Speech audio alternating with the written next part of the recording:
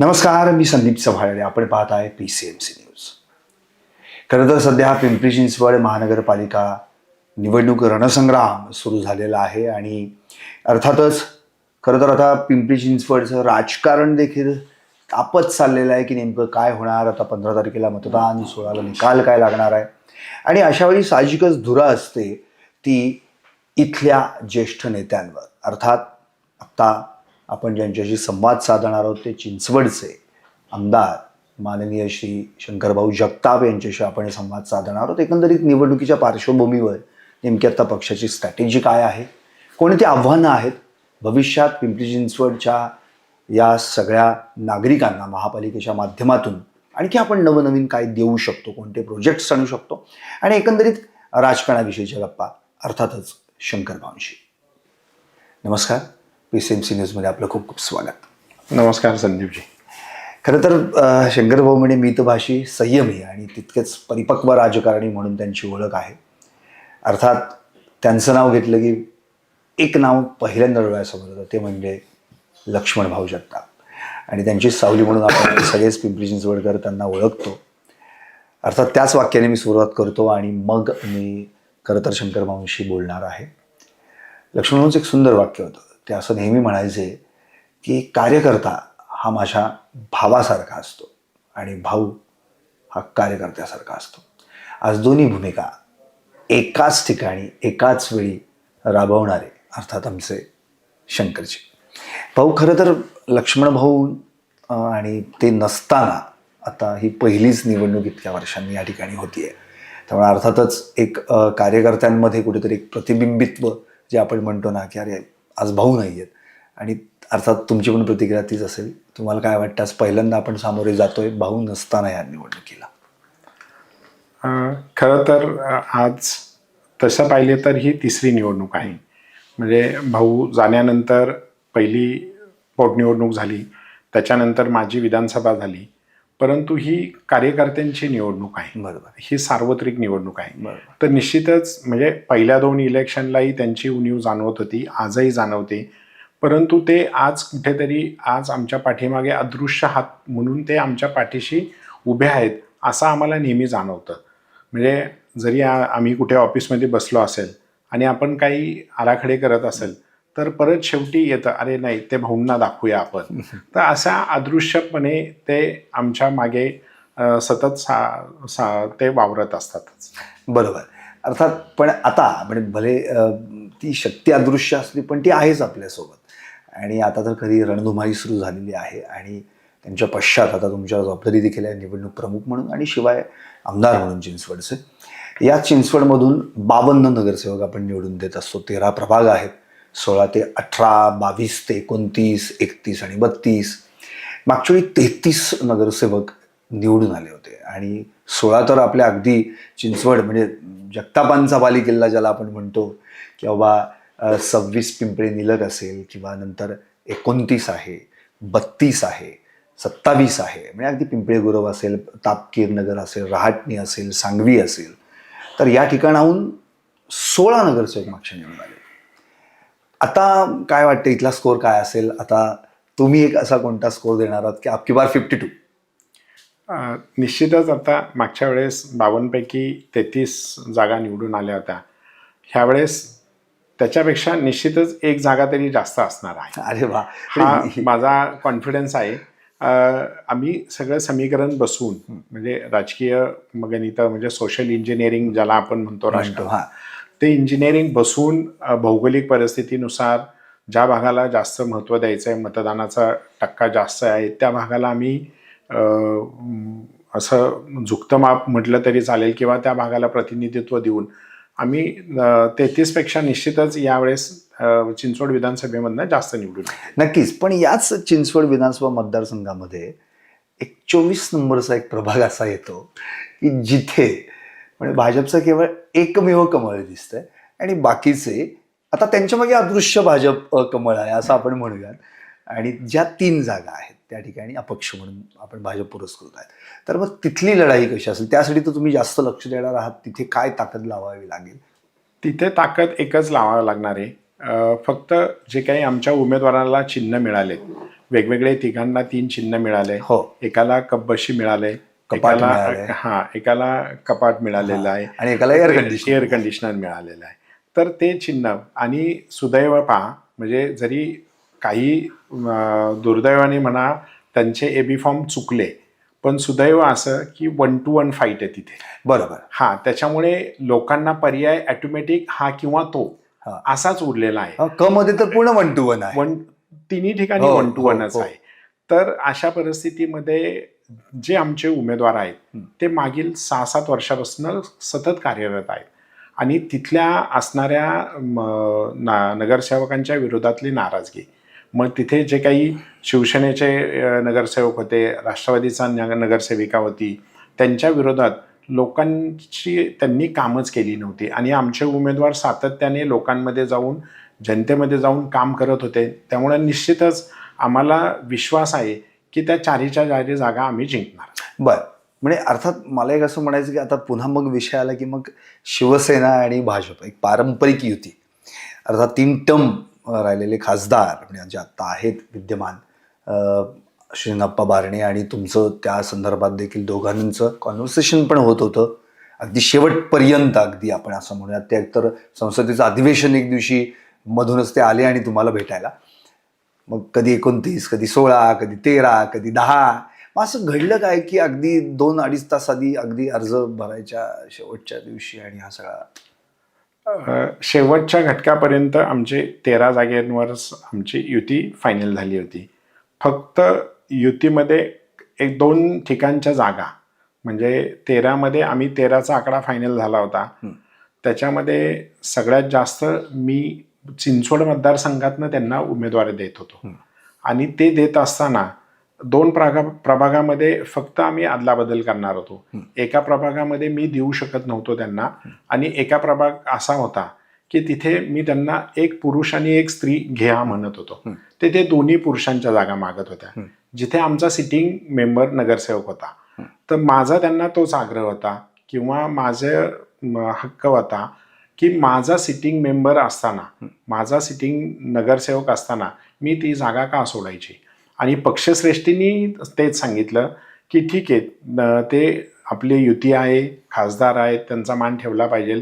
तिथे त्यांचा एकच नगरसेवक होता, तरी आम्ही 2 जागा द्यायला तयार झालो होतो आणि 2 जागेमध्ये 1 महिला आणि 1 पुरुष असं आम्ही त्यांना ऑप्शन दिलं होतं. पण ते दोन्हीच्या दोन्ही पुरुषच पाहिजे होते. म्हणजे त्यांना त्यांचं घर वाचवायचं होतं, म्हणून त्यांनी ही युती तोडलेली आहे. घर वाचवायचं होतं इन द सेन्स म्हणजे काय नेमकं काय, म्हणजे त्यांच्या मुलासाठी आणि पुतण्यासाठी दोघांसाठी ते जागा सोडवत. अरे मग असं म्हणता येईल की घरासाठी युती तोडली? 100%. अरे बापरे.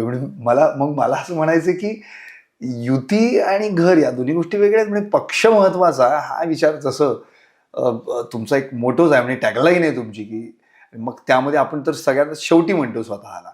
हो. तर मग ती जर युती होऊ शकली असते तर निश्चितच चित्र वेगळं असतं आणि शिवसेनेला पण तुमचं बॅकअप मिळालं असतं, शिवसेना तुम्हालाही त्यांचं बॅकअप मिळालं असतं. दोन्ही पक्षाला हे बॅकअप मिळालं असतं. आणि दुर्दैव एकच आहे की जाताना खासदार म्हटले की मी DCM साहेबांशी बोलतो, शिंदे साहेबांशी बोलतो आणि तुम्हाला परत फोन करतो. त्यांनी परत फोन करायच्या ऐवजी ते डायरेक्ट त्यांचं मीडियालाच आलं, पत्रकार परिषद घेतली आणि युती तुटली म्हणून सांगितलं. आता खरं तर म्हणजे ती पारंपरिक, म्हणजे आता हे झालं कसं माहितीये का, म्हणजे एका बाजूने अशी पण चर्चा आहे भाऊ की नाही 128 हव्याच होत्या भाजपला, त्यामुळे थोडंसं खेळवत ठेवलं आणि मग शेवटच्या वेळी पूर्णपणे तोडून टाकलं. नाही, असं नाही. उलट आम्ही त्या ठिकाणी म्हणजे ज्या पद्धतीने विधानसभेमध्ये काही अदलाबदल झाल्या होत्या की शिवसेनेला काही जागा सोडून तिथे भारतीय जनता पार्टीचे उमेदवार उभे राहिले होते, त्या पद्धतीने आम्ही त्यांना तसा प्रस्ताव आणि त्यांनी आम्हाला प्रस्ताव दिला होता, तोही मान्य झाला होता. की 3-4 ठिकाणी असं होतं की आम्ही तुम्हाला जागा सोडतो पण उमेदवार आमचे असतील, असंही त्यांनी प्रस्ताव मान्य केलेला होता. हो. अच्छा. पण मग तोही नंतर बारगळला. तोही त्यांनी केवळ फक्त ह्या त्यांच्या तिथल्या तेरगावच्या जागेसाठी त्यांनी तो मोडला. आता आणखी थोडासा एक दुसरा प्रश्न आहे माझा की मुळात मला आठवतंय तुम्ही एक मीडियासमोर आला होतात आणि आता रविवारी यादी जाहीर होणार आणि जाहीर करणार असं तुम्ही म्हणाला होतात. आणि त्यावेळी त्याच वेळी ते वाक्य होते की 2 आकडी आम्ही दोन्ही पक्षांना द्यायचा विचार करू म्हणून. अर्थात RPI म्हणजे आठवले गटाचा जो पक्ष आहे त्यांना तुम्ही 5 जागा दिल्यात आणि अर्थात ते कमळावरच लढत आहेत. त्यामुळे 120 + 5 125 इथेच झाले आणि 3 तर ऑलरेडीच तुम्ही पुरस्कृत म्हणून म्हणजे 128 आपल्या झालेच आहेत. त्यामुळे तो आकडा जो तुम्हाला 128 म्हणायचा होता तो तुम्ही क्लिअर केला. प्रश्न आता मग इथे असा उरतो, मग ज्या याद्या जाहीर करायच्या असं तुम्ही म्हणाला होतात आणि त्याच दिवशी अजितदादांची सभा लागली होती, तर तुम्ही अशी खिशातने ती चिठ्ठी काढणार आणि अजितदादांची सभा परत आज सरकवली असं काही घडलं का? नाही, तसं काही झालं नाही. ज्या दिवशी आम्ही म्हटलं होतं त्यावेळेस प्रदेशानेही आम्हाला सांगितलं होतं की भारतीय जनता पार्टी हा प्रोटोकॉलचा पक्ष आहे. आम्ही त्यांच्याकडे यादी पाठवली प्रदेशाकडे. मग प्रदेश तिकडनं नावं फायनल करून आम्हाला पाठवणार होते आणि मग ते आम्ही खाली उमेदवारांना AB फॉर्म देणार होतो. पण पूर्ण महाराष्ट्रभर त्यांनी सांगितलं होतं की रविवारी यादी फायनल करणार आहोत. पण त्यांनी कुठेही तुम्ही पाहिलं असेल, फक्त पिंपरी चिंचवड नाही, तो कुठेच यादी ती फायनल झाली नाही. त्याच्यामुळे पिंपरी चिंचवडची पण नाही होऊ शकत. अच्छा, म्हणजे ती काही पक्षाने रणनीती आखली होती की नाहीच करायचं तसं, जेणेकरून भविष्यात पुन्हा कुठे दुसरीकडे जाऊ नये म्हणून. अर्थात तो स्ट्रॅटेजीचा भाग असेल मे बी अर्थात. पण एक आता मला असं म्हणायचं की भाजप हा पक्ष म्हणजे नेहमी आपण म्हणतो की कार्यकर्त्यांचा पक्ष, प्रोटोकॉल पाळणारा पक्ष, शिस्त पाळणारा पक्ष आणि निष्ठावंतांचा पक्ष म्हणून. पण ज्यावेळी निवडणूक लागते त्याच वेळी भाजपला इतर पक्षांकडून आयात का करावे लागतात माणसं? मग आपल्याकडच्या निष्ठावंत लोकांचं काय? उदाहरणार्थ आपल्याच इथे जर विचार केला आपण तर 25 जणांना आपण, खरं म्हणजे 28 जणांना उमेदवारी दिली, 3 जण तर अपक्ष आहेत, त्यांना आपण पुरस्कृत केलं, दिले AB फॉर्म, त्यांना आता त्यांचं दुर्दैव होतं. मग 25 जण आयात करून त्यांना उमेदवारी दिली असं का? मग आपल्या निष्ठावंतांच्यावर अन्याय झाला असं वाटत नाही? तसं निष्ठावंतावर अन्याय झाला असं नाही. जिथे जिथे विनिंग पॉसिबिलिटी आहे, विनिंग कॅन्डिडेट आहे, त्या ठिकाणी त्या कॅन्डिडेटचा विचार केला जातो. मग असं जर आपण क्रायटेरिया लावला तर स्वपक्षामध्ये पण 7-8 जण इच्छुक असतात. मग 7-8 जणांमध्ये एकाचीच निवड करावं लागते. बरोबर. आणि जो एकाची कुणाची निवड होती तर ज्याची विनिंग कॅपॅसिटी आहे, विनिंग इलेक्टिव्ह मेरिट आहे. त्याच पद्धतीने आमच्याकडे असणाऱ्या उमेदवारांमध्ये काही नवखे उमेदवार आहेत, काहींचं विनिंग मेरिट नसेल, तर त्या ठिकाणी पक्षाने निर्णय घेतला म्हणून आम्ही ते घेतलं. अच्छा, पण एक भाजपचं एक वैशिष्ट्य आहे की भाजपला सगळ्यांना सामावून घेण्याची भाजपची एक तयारी असते. मग तो कोणत्याही पक्षातला असो, मग अपक्ष असला तरी तो घेतो, पण तो इलेक्टिव्ह मेरिट असला पाहिजे, तो विनिंग मेरिट असला पाहिजे. नाही, नुसतं इलेक्टिव्ह मेरिटच नव्हे तर भारतीय जनता पार्टीचे तत्व निष्ठा जपणारा तो असेल कार्यकर्ता तर त्याला 100% सामावून घेतलं जातं किंवा त्याला भारतीय जनता पार्टीचे आचार विचार आवडतात. बऱ्याच वेळा काय होतं की एकदा विरोधात लढल्यानंतर समजतं की नाही, अरे आपण त्या पक्षाच्या विरोधात लढलोय पण आपली आचारधारा किंवा विचार हे त्या पक्षासारखेच आहेत. ते जेव्हा त्यांना रिअलाइज होतं तेव्हा ती लोक पण येण्यास इच्छुक होतात. अगदी काँग्रेसचाही आला तरी काही फरक पडत नाही. हा, त्याचं जर निश्चितच त्याचं जर काँग्रेसची जे काही प्रिन्सिपल्स असतील हाय लेवलचे, तर ते सोडून तो जर भारतीय जनता पार्टीचे मानणारा असेल तर काँग्रेसचाही चालेल. बर, आता झाला याद्यांचा विषय झाला, नंतर मुळात हा सगळा याद्यांचा जो घोळ होता त्यानंतर मुळात तो सगळा विषय मिटलाय. मग कुठे पैजेचे विडे लागले, अगदी तुम्ही पण अगदी आता 112 म्हणजे आपकी बार सो पार, तर हा मला आठवतंय महेशदादांनी सुरू केलं, बापूंनी सुरू केलं, मग तुम्ही त्यामध्ये री ओढली. पण मला एकदा आठवते मी आमदार अमित गोरखेंचा इंटरव्ह्यू केला होता तेव्हा ते म्हणाले की नाही यंदा तर 125 असं होणारच असं, आणि नंतर तुम्ही तो एक जोर लावला. तर मग मला असं म्हणायचं की 125 जर भाजपच जिंकणार असेल तर मग फक्त 3 जागा, मग त्या 3 वर तरी का दावा केला नाही? मी तर म्हणतो मग सरळ 128च म्हणायचं होतं, कशाला 3 तरी देऊन उगाच बाकीच्यांना आपण पापड लोणचं दिल्यासारखं. नाही, आपण जर पाहिलं तर मेरिटमध्ये येणारे विद्यार्थी असतात, आउट ऑफ आउट मार्क्स मिळवणारे काही विद्यार्थी असतात, त्याच्यात आम्ही थोडंसं कमी आहोत म्हणून 125 म्हटलं. म्हणजे तुम्हाला हेही माहिती आहे की पुढे कदाचित आपण 1-2-3 जागा आपल्या वर्गात बॅकबेंचर्स असतील असं. ठीक आहे, आता आपण थोडंसं इनकमिंग आउटगोईंग याच्यावर तर आपण बोललोच, पण असे पण काही मेगा इनकमिंग झालेले आहेत. त्याच्यावर पण आपण चर्चा करूयात. आता फॉर एक्झाम्पल 24-25 इथे आपण जाऊयात, वाकडमध्ये जाऊयात आपण. म्हणजे प्रतिस्पर्धी एकच कायम, जगताप कुटुंब, पक्ष एकच कायम, भाजप, आणि विरोधी कोण, अर्थात राहुलजी कलानींचा फर्स्ट इंटरव्ह्यू PCMC न्यूजने केला होता, जेव्हा राहुल कलानींशी आम्ही बोललो. तर मी त्यांना हा प्रश्न विचारला होता, तुम्ही जाताना तुम्ही आणि शंकरभाऊ एकाच गाडीतनं गेलात का? राहुलजी म्हणाले नाही. बरं म्हणलं येताना तरी एका गाडीत आलात का? तर ते म्हणले नाही. पण त्यांचं एक वाक्य होतं, ते असं म्हणाले की मी आणि शंकरभाऊ आम्ही दोघेही एकाच कॉलेजमध्ये किंवा कॉलेज मित्र म्हणून, कॉलेजियन्स. आणि दुसरी गोष्ट त्यांनी अशी सांगितली की आम्ही भले एकमेकांविरुद्ध लढलो तरी देखील आमच्यात संवाद कायम होता, असं त्यांचं मत होतं. मग ज्या माणसामध्ये संवाद कायमच होता, त्यांनी 4 निवडणुका आपल्या विरोधात लढवलेल्या आहेत, 2 हात केलेत, अशाच माणसाला आपण आपल्या पक्षात घेऊन आपण इन्सिक्युअर झाले असं वाटतं? नाही, पहिली गोष्ट संवाद होता हा त्यांचा म्हणण्याचा अर्थ मला राहुलचा कळला नाही त्याचा, की बाईट बघितली असेल. सॉरी, मी अगदी वेगवेगळ्या मीडियावर बाईट दिलेली आहेत. नाही, मी नाही पाहिलं. हा, तर तो राहुल जरी म्हटला असेल की संवाद होता, तर असा कधी आमचा संवाद नव्हता. हा एवढं मात्र होतं की आम्ही मित्र होतो. मित्र असल्यामुळे मी कधी त्याच्यावर भाष्य केलं नाही, विरोधात पण नाही आणि चांगलं पण नाही. म्हणजे 4ही वेळेस मी म्हणजे त्याला पहिल्यांदा तिकीट देणारा मी होतो. लक्ष्मण भाऊंकडे घेऊन येणारा मी होतो. हा, तर त्याला पहिल्यांदा तिकीट माझ्यामुळे मिळालं होतं. त्याच्यामुळे माझा मित्र म्हणून, मित्र ही भावना माझी फक्त, की तो पॉलिटिकल रायव्हल किंवा विरोधात लढलाय हे कधीच मला वाटलं नाही. एक मित्र आहे, चला वेगळ्या मार्गाने तो जातोय, आपण वेगळ्या मार्गाने आहे, त्याच्यामुळे चांगलंही नाही वाईटही नाही, कधी असं भाष्य नसल्यामुळे त्याला असं म्हणायचं असेल की आमच्यात संवाद होता. कारण विरोधात मी कधी बोललो नाही किंवा तोही माझ्या विरोधात बोलला. आणि त्याचा आल्यानंतर इन्सिक्युअर व्हायचा प्रश्नच येत नाहीये, कारण मी कधी त्याला असं विरोधक समजलं नाही किंवा मी कधी स्वतःला असं समोरच्याला कमी समजत नाही किंवा आपण खूप कमी आहोत हेही समजत नाही. मी माझं काम करत असतो, माझ्या कामावर विश्वास आहे, मी केलेल्या कामाची पावती मला 100% मिळणार आणि मी केलेल्या कामाचं ग्रीव्हन्स किंवा त्याचं महत्त्व हे पार्टी घेणार, ह्या गोष्टींवरच मी विश्वासात. आता ती बॅटल संपलीच असं म्हणायचं. लाटे जगताप ही जी बॅटल आहे ती संपली. राजकारणात कधी कुणी कायमचा मित्र आणि कायमचा शत्रू नसतो.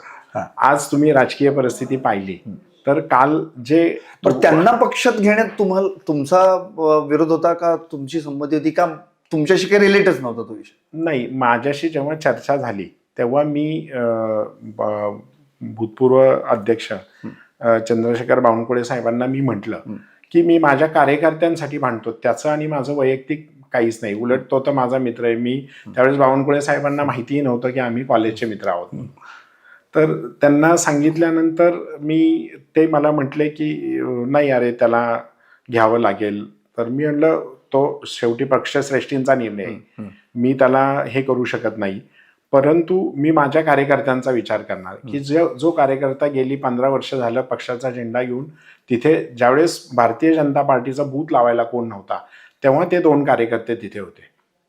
मग त्या कार्यकर्त्यांवर अन्याय होणार आहे आणि त्या कार्यकर्त्यांवर अन्याय होऊ नये हाच माझा पहिला हेतू होता आणि त्यांच्यासाठी मी त्याला विरोध करत होता. अदरवाईज बाकी काही नाही. पण शेवटी पक्षश्रेष्ठींचा निर्णय, मी अध्यक्षांना म्हटलं बावनकुळे साहेबांना, शेवटी अंतिम निर्णय तुमचा आहे आणि पक्षश्रेष्ठी जो निर्णय देईल तो मला मान्य असेल. बरोबर. आणखी एक असं नाव आहे की जे नाव कदाचित, म्हणजे असं होतं असेल, अर्थात म्हणजे होतंही, की जेव्हा इनकमिंग होतं तेव्हा आनंद होतोच, पण जेव्हा आउटगोईंग होतं तेव्हा दुःखही होतं. कदाचित होत असेल असं मला असं वाटतं, तर कदाचित बघूयात, मी नाव घेईन तेव्हा लक्षात येईल. पिंपरी 21, प्रभाग क्रमांक 21, संदीप वगैरे, काय सांगता येईल? आउटगोईंग झाल्यावर दुःख झालंय का नाही? एक पक्षाचा कार्यकर्ता म्हणून विचार केला तर सिटिंग मेंबर जाणं हे कुठल्याही पक्षासाठी थोडंसं हलकंसं दुःख असतंच, पण तिथले काही समीकरणं आहेत, तिथली राजकीय गणितं आहेत, तर त्या याच्यावर हा, महेश दादांनी काल म्हटलेलंच आहे पिंपरीत सभेतच, हो, येणारा काळ ठरवेल की तो दुःख संजय झालं वगैरे का. राज्याच्या राजकारणात जाणार आहेत म्हणून. म्हणजे आता हे संकेत कुठले आहेत? ते संकेत आता दादांनी तिथल्या सभेच्या अनुषंगाने अनुषंगाने जे काही भाष्य केले ते त्यांनाच माहिती आहे. पण जे काही दुःख झालं का आनंद, हा, तर मी फक्त संदीप वगैरे हा, तर ते येणारा 16 तारखेला समजेल की ते नेमकं काय झालं ते. अच्छा, मला आणखी एक असं म्हणायचं की मुळात पिंपरी चिंचवडचं राजकारण किंवा आता तुम्ही आमदार आहात आणि आपलं घराणं तर पहिल्यापासून या राजकारणामध्ये आहे. लक्ष्मण भाऊंचं आणि आपण ज्याला 2017चं विजयाचे शिल्पकार आपण म्हणतो पिंपरी चिंचवडच्या, त्यामध्ये महेश दादा आणि दोघंही मिळून.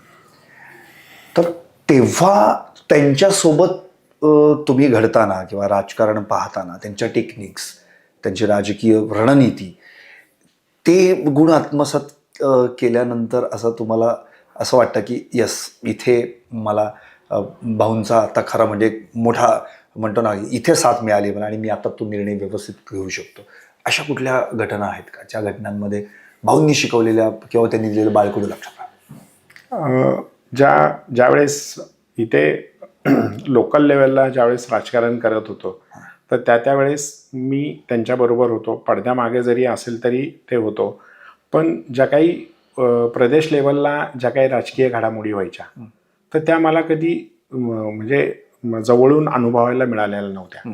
मग त्यावेळेस वाटायच्या की नाही, आता भाऊ असते तर थोडी मदत आणखीन झाली असते. मग काही प्रदेश श्रेष्ठींना काही गोष्टी मला समजून सांगायच्या असेल, काही गोष्टी त्यांच्या पुढे मांडायच्या असेल, तर त्यावेळेस मग मला वाटायचं की नाही, आज भाऊ असते तर भाऊंनी ही गोष्ट अशी मांडली असते. त्यावेळेस निश्चितच मला भाऊंचं कमी आणि उणीव तिथे जाणवली. बर, 2017ला जो आपला आकडा आहे 77, तर आता तर अर्थात तुम्ही सगळे सोपार असं म्हणताय, पण तो जो पहिला एक टेम्पो होता की आपकी बार सोपार असं, तर आता तो उतरता आहे का अजूनही तिथं स्टेबल आहे का आता पुढेच जाईल एवढी खात्री आहे? 100% आपकी बार सोपारचा नारा आम्ही ज्यावेळेस सुरुवातीला लावला होता तो विकासाच्या जोरावर लावला. बरोबर. 2017 नंतर महापालिकेमध्ये ज्या पद्धतीने पिंपरी चिंचवड शहराचा विकास झाला आणि जी कामं भारतीय जनता पार्टीच्या सरकारनं केली इथे स्थानिक स्वराज्य संस्थेत, मग ते थेरगावचं हॉस्पिटल असू द्या, त्याच्यानंतर इन्फ्रास्ट्रक्चरमध्ये जो काही बदल झाला, जिथे जिथे नवीन जी काही समाविष्ट गावं होती, 2017 पूर्वी तिथे कुठल्याही प्रकारचा विकास झालेला नव्हता. मग जर आपण इकडनं पश्चिमेकडनं पाहिलं, वाकडचा उर्वरित भाग असेल, पुनवळे असेल, ताथवडे असेल, मामुर्डे असेल, रावेत असेल, मोशी चिखली असेल, दिघे असेल, ह्या भागामध्ये जो विकास झाला तो विकास 2017 पूर्वी नव्हता झालेला. आणि मग पाण्याची जे समस्या होती, मग भामा आसखेड आणि आंध्रा धरणाचं आम्ही नियोजन केलं. त्याचा WTP चालू करून 100 MLD अतिरिक्त पाणीसाठा आम्ही शहराला पुरवण्याचं काम चालू केलं. STP अपग्रेड केले आणि जे सांडपाणी नदीत जायचं ते आम्ही थांबवलं. आणि नदी सुधार प्रकल्प हा गेली अनेक वर्षापासून जो फक्त कागदावर होता तो आम्ही प्रत्ययास आणला. मुळा नदी सुधार प्रकल्प चालू झाला आणि पहिल्या फेजमध्ये वाकडपासून तर औंधपर्यंतचा हा पहिला टप्पाचं काम चालू झालंय. आणि तुम्ही मागे पाहिलं असेल, कोडाप कंडक लागायच्या अगोदर इंद्रायणी नदीच्या म्हणजे एन्व्हायरमेंट क्लिअरन्स क्लिअर होऊन शासनाची मान्यता मिळून टेंडरिंग प्रोसेस चालू आहे. पवनेचं पण EC क्लिअर झालंय, आता टेंडरिंग प्रोसेसला आहे. मग असे हे जे मोठे मोठे निर्णय घेतले आणि जे काही मोदीजींचं स्वप्न होतं माननीय पंतप्रधान की सर्वांना घर PMYच्या अंतर्गत, पंतप्रधान आवास योजनेच्या अंतर्गत 20,000हून अधिक घरं पिंपरी चिंचवड महानगरपालिकेमध्ये 2017 नंतर आम्ही दिलेत. या विकासाच्या जोरावर आम्ही आपकी बार सौपारचा नारा दिला होता. त्याच्यानंतर राजकीय समीकरणं किंवा नगरसेवक इकडनं तिकडे ते काही झालं तरी तो आमचा टेम्पो आहे तो त्याच लेवलला असणार आहे. नक्कीच. आता मी अगदी शेवटाकडे येतो, पण शेवटाकडे येताना आपण ग्राउंडवर जाऊयात. उदाहरणार्थ PCMC न्यूजनं आपण 10 दिवसांमध्ये 32 प्रभाग फिरलो आणि पिंपरी चिंचवडमधलं एकमेव चॅनल ठरलं जे 32 प्रभागांमध्ये फिरून आलं. आम्ही केवळ नुसतं फिरलो नाही तर तिथल्या इच्छुक उमेदवारांशी संवाद साधला, जनतेशी संवाद साधला.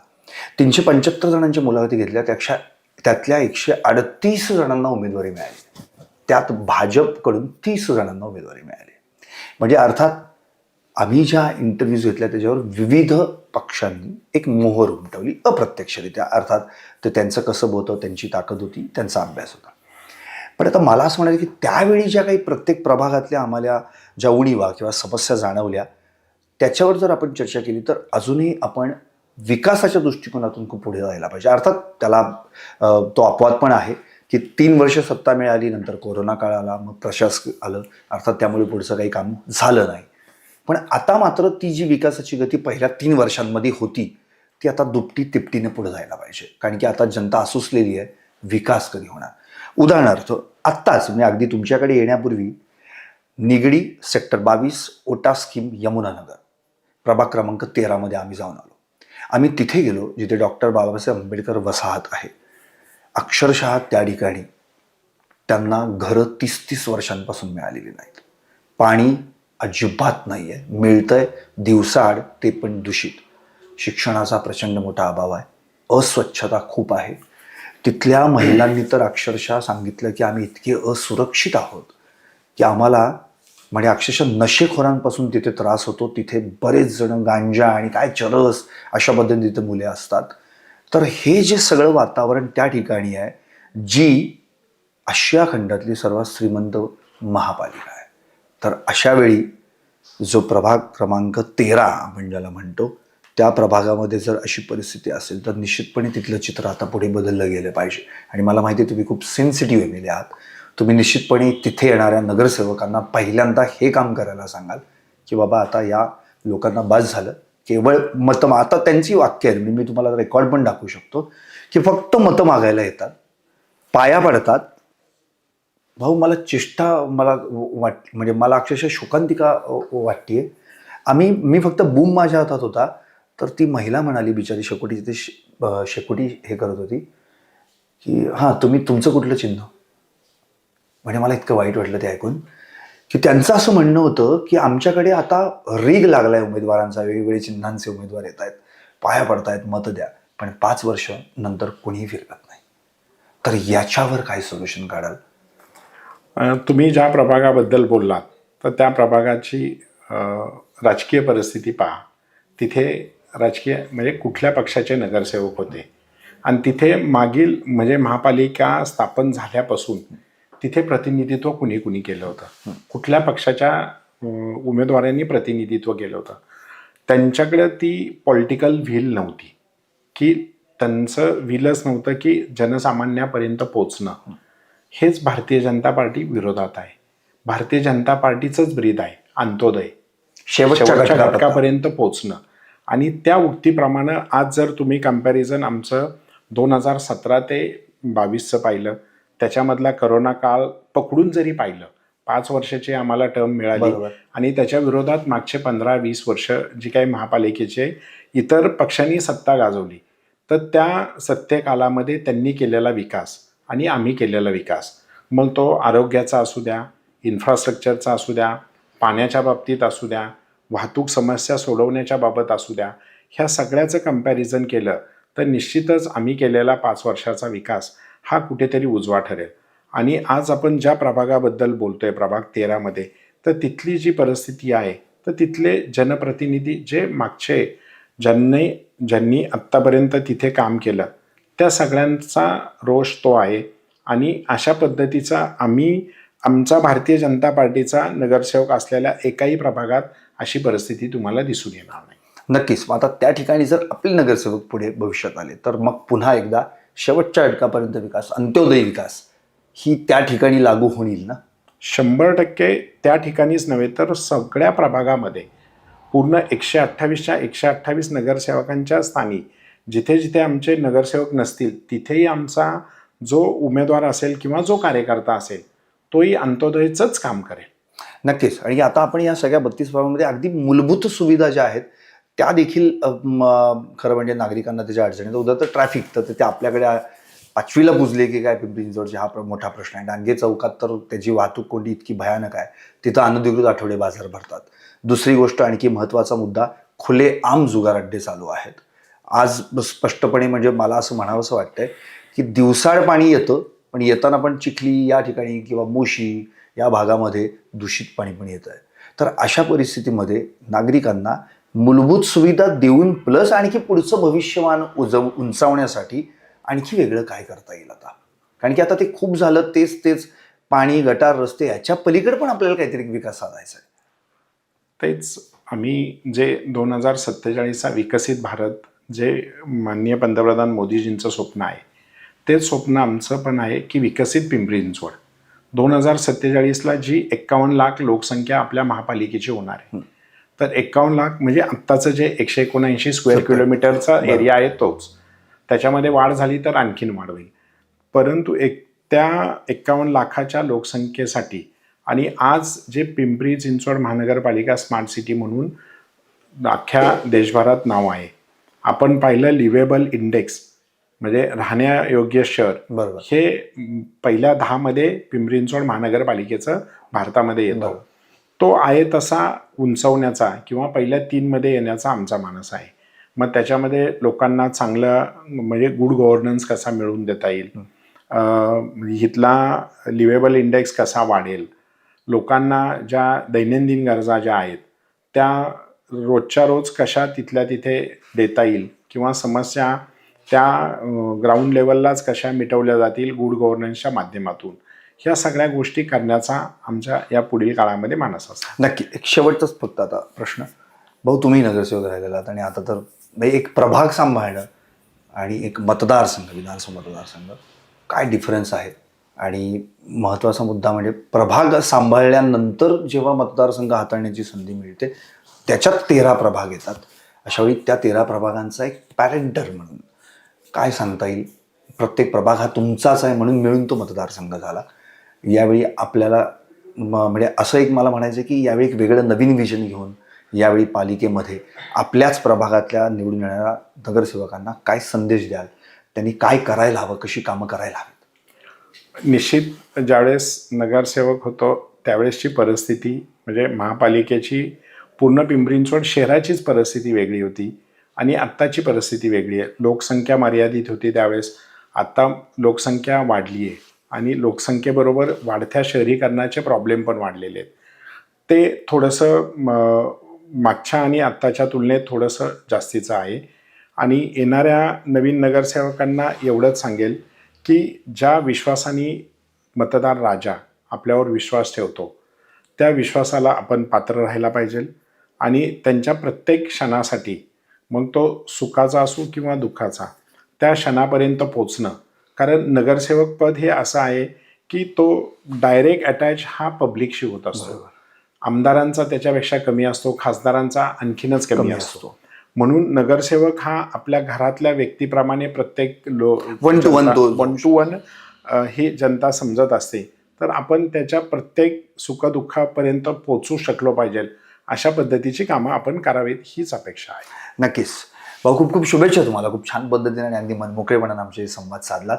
खरं तर प्रत्येकाची इच्छा हीच आहे की माझा परिसर, माझा प्रभाग आणि सगळ्यात महत्त्वाचं म्हणजे माझा मतदारसंघ हा खूप चांगल्या पद्धतीने डेव्हलप असावा, विकसित असावा.